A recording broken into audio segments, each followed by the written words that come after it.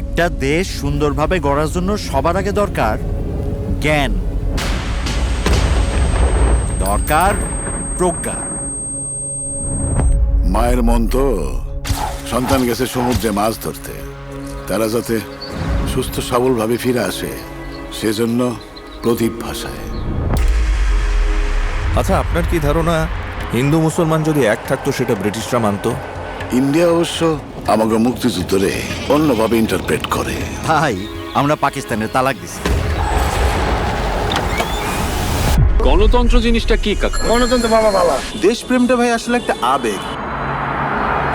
এই বঙ্গের প্রকৃতি আর মানুষের জীবন নাকি সবসময় নদীর সমান্তরালেই বয়ে গেছে। একটা দেশের স্বাধীনতার পথ কি হবে সে বিষয়ে ভিন্নমত থাকতেই পারে, সবাই কিন্তু একসাথে লড়াই করছে রাজপথে। আমার বাবা হিন্দু কিন্তু করতো মুসলিম লীগ। এলাকায় রেড পড়তেছে, আমরা এখানে সেফ না, আমাদের যেতে হবে। আমি তো জানি ওরা একটা ন্যায়সঙ্গত আন্দোলন করতেছে। ন্যায় আর আন্দোলন দুইটাই বইরা দিন। কখনো আশা হারায় না, আশা হারানো পাপ।